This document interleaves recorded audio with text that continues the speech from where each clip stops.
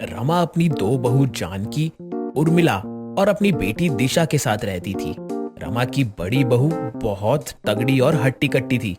वहीं रमा की छोटी बहू बहुत कमजोर थी। ऐसे ही एक दिन रमा अपनी बेटी दिशा से कहती है, देख दिशा, एक बात मेरी गांठ बांध ले। कौन सी बात और क्यों गांठ बांध लूं? तेरी भाभीियों को देख, क्या लगता है इन दोनों को देखकर?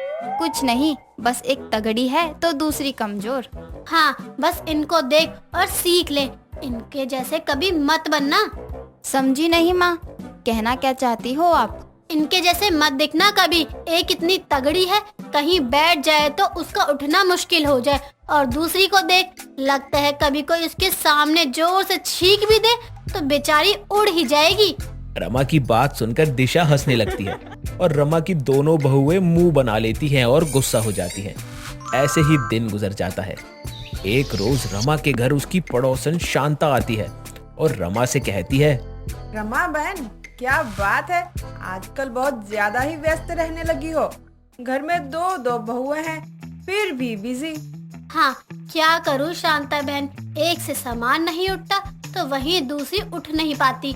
बैठ गई तो बस सोच लो कल तो पक्का है उठना, इसलिए घर का सारा काम मुझे ही करना पड़ता है। सुन लो, जो बात बताने आई हूँ वो तो मैंने बताई ही नहीं। तुम्हारे घर का कोई पता पूछ रहा था मुझसे। क्यों, किस लिए? पता नहीं क्यों, पर मैंने दिया नहीं तुम्हारे घर का पता। ठीक किया। शांता इतना ही कहकर अपने घर लौट जाती है। तभी रमा अपनी बड़ी बहू को बुलाती है और कहती है, सुना तूने बड़ी बहू, कोई हमारा घर का पता पूछते हुए शांता के घर पहुंच गया था। अब बता, कोई बात है क्या तेरी जो हमें नहीं बता रही है तू? माँ जी, मेरी कोई बात क्यों रहेगी और आप लोगों से क्यों छुपाऊं कुछ भी? और मेरी वजह से घर का पता कोई क्यों पूछेगा भला? क्योंकि तू ही है जो ये सब कर सकती है। छोटी के न शरीर में दम है, न ही उसकी आवाज में। तो माँ जी, इसका मतलब ये तो नहीं होता जो भी हंगामा हो उसकी हर वजह मैं ही बनूं? रुक, मैं अभी उर्मिला को आवाज लगाती हूँ।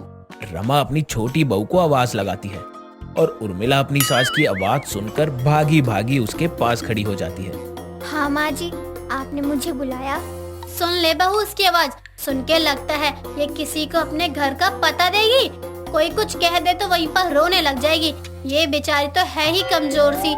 माँ जी, आप ना इसकी कमजोरी पर मत जाइए। जब आप घर पर नहीं होती हो ना, उस वक्त आपको देखना चाहिए कितना बोलती और चिल्लाती है। बहुत जुबान चलती है इसकी। जानकी की बात रमा अनसुनी कर देती है और वहां से उठकर अपने कमरे की ओर चली जाती है। वहीं दूसरी तरफ उर्मिला जानकी को देखकर हल्की सी मुस्कान देती है और तभी जानकी उसे घूर कर देखती है और कहती है, हाँ हाँ, मिल गई तसल्ली, पड़ गया कलेजे को ठंडक, चालाक औरत। दीदी, ऐसा मत कहिए मुझे। मैंने क्या किया जो आप मुझे इतना गुस्सा कर रही हैं? माँ जी। चुप कर माँ जी की बच्ची, बड़ी शरीफ बनती है ना माँ जी के सामने। नहीं दीदी, आपको गलतफहमी हो रही है। मैं ऐसा कुछ नहीं करती। अच्छा ये बता पहले, तूने अपने घर का पता किसको दिया है, बता जरा। किसी को भी नहीं दिया दीदी। भला मैं क्यों देने लगी किसी को अपने घर का पता? उर्मिला की बात सुनकर जानकी गुस्से में अपने कमरे में लौट जाती है और उर्मिला घर के कामों में बिजी हो जाती है। ऐसे ही कई दिन गुजर जाते हैं और एक दिन रमा के घर भीमा नाम का एक गुंडा आता है और उर्मिला को ढूंढते हुए रमा के घर पहुंचकर आवाज लगाता है, अरे घर पर कोई है क्या? माँ जी, कोई है क्या घर पर? भीमा की आवाज सुनकर उर्मिला देखने आती है और भीमा को देखते ही वहां से भाग खड़ी होती है और अंदर जाकर खुद से बातें करने लगती है। अरे ये कहाँ से आ गया? किसने इसको इस घर का पता दे दिया? मैंने तो इसे गलत पता दिया था घर का, फिर भी इसे मिल गया। भीमा फिर से पुकारता है और उसकी आवाज सुनकर इस बार उर्मिला की जेठानी जानकी बाहर आती है और भीमा से कहती है, अरे अरे, क्या हो गया भाई जी, ऐसे चिल्ला क्यों रहे हो? घर है ये हमारा, आपका कोई मच्छी बाजार नहीं है जैसे गला फाड़ फाड़ कर चिल्लाओगे यहाँ। बहन जी, जरा ढंग से बात कीजिए मुझसे। गला आप अपना फाड़ कर हमें बुलाओ, तमाशा आप करो और हमें ढंग से खाने चले हो, वाह। देखिए बहन जी, मुझे आपसे कोई दिक्कत नहीं है। आप उर्मिला को बाहर बुलाइए पहले। हैं? क्यों? उर्मिला क्यों चाहिए आपको? क्या बात है, मुझे बताइए, मैं बता दूंगी उर्मिला को। उर्मिला का ही घर है इसका मतलब। मतलब क्या होता है तो है, बताइए क्या काम है उनसे। उर्मिला ने मुझसे रुपए उधार लिए थे जो आज तक नहीं दिए उसने। मेरे पैसे लेकर वो तो भूल ही गई है। उसका 1 रुपया ब्याज तक नहीं दिया उसने। पता नहीं कहाँ भाग गई है मेरे पैसे लेकर, चोरनी कहीं की। कितना पैसे लिया था उर्मिला ने? पूरे 30,000 लिए हैं, 30,000, वो भी उस चोरनी ने। और देखो गलत पता भी दे दिया। पिछले 1 महीने से उर्मिला को ढूंढ रहा हूँ मैं। आप रुको, मैं अभी आती हूँ। उर्मिला जानकी और भीमा की सारी बातें छुपकर सुन रही होती है। जैसे ही जानकी अंदर आती है तो उर्मिला डर जाती है और तभी अपनी जेठानी को अपनी मजबूरियों के बारे में सब कुछ बता देती है। और ये सारी बातें सुनकर जानकी उर्मिला की मदद करते हुए भीमा को पूरे 30,000 रुपए देती है और कहती है, देखो भैया, आज आपका पूरा पैसा दे दिया है। आज के बाद दोबारा इस गली में दिख मत जाना।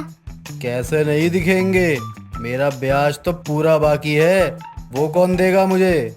देखो भैया, पैसे जो अभी मिला है ना, वही खुशी खुशी रख लो, वरना छीन लूंगी आपके हाथों से। ब्याज तो जाएगा ही, आपका असल भी छीन जाएगा, आपकी इन्हीं बातों की वजह से। चलो अब निकलो यहाँ से। आप अपने तगड़ेपन का गलत फायदा उठा रही हो बहन जी। अब निकलो, अब ज्यादा गुस्सा मत दिलाओ, वरना बहुत बुरा होगा तुम्हारे साथ। जानकी की धमकी सुनकर भीमा वहाँ से चला जाता है और उर्मिला जानकी को गले से लगा लेती है। धन्यवाद दीदी, सच में आपका दिल बहुत बड़ा है। हम दोनों के बीच इतनी कड़वाहट होते हुए भी आपने मेरी मदद की है बस, पर हमेशा जैसे थे वैसे ही रहना। हम दोनों को, मुझे तुमसे कोई दोस्ती नहीं रखनी। कैसी बात कर रही हो दीदी? अब तो हमें मिलजुल कर रहना चाहिए ना। नहीं, कभी नहीं। मदद फोकट में नहीं की है मैंने तुम्हारी। हाँ, इस मदद के बदले तुम्हें मेरे सारे काम करने पड़ेंगे, समझी? गुंडी कहीं की। अच्छा सोचा था मैंने, खामखा गलतफहमी हो गई थी मुझे ही। क्या सोच रही हो कि मैं इतनी बड़ी कमीनी हूँ? कोई बात नहीं, मुझे ऐसे ही तारीफ सुनना पसंद है काफी। नहीं, मैंने तो ये सोचा ही नहीं था। आपको गलतफहमी हो रही है बस। हाँ, गलतफहमी हमेशा मुझे ही होती है, पता नहीं क्यों, पर जब भी होती है ना, बिल्कुल सही होती है। जानकी उर्मिला को ताना मारते हुए अंदर अपने कमरे में लौट आती है। ऐसे ही कई दिन गुजर जाते हैं और एक दिन उर्मिला और जानकी दोनों साथ में बाजार जाते हैं। बाजार में जानकी को कुछ ठीक नहीं लगता और उसे चक्कर आ जाने लग जाते हैं और वो बेहोश होकर जमीन पर गिर जाती है। अरे क्या हुआ दीदी को? कोई तो मदद करो इनकी उठाने में, कोई तो मदद करो। उफ, इतनी भारी है दीदी, बाप रे, मुझसे नहीं होगा इनको इतना खींचना। अरे कोई मदद करो इनको उठाने में। उर्मिला अपनी तगड़ी जेठानी को खींचते हुए वहां से ले जाती है और उसके मुंह पर पानी की छींटे मारने लगती है। जैसे ही जानकी को होश आता है वैसे ही उर्मिला बेहोश हो जाती है। उर्मिला, अब इसे क्या हो गया? हे भगवान, अब मैं क्या करूं? अगर इसको कुछ हो गया तो माँ जी तो मुझे मार ही डालेंगी। कमजोर सी तो है, इसको गोद में उठाकर ले जाती हूँ अस्पताल। जानकी अपनी कमजोर देवरानी उर्मिला को अपनी गोद में उठाकर अस्पताल ले जाती है। कुछ देर बाद उर्मिला को होश आ जाता है। ऐसे ही कुछ दिन और बीत जाते हैं, लेकिन दोनों देवरानी जेठानी में दोस्ती अभी भी नहीं हुई है। लेकिन किसी एक पर मुसीबत आ जाए तो दूसरी मदद करने के लिए पीछे नहीं हटती।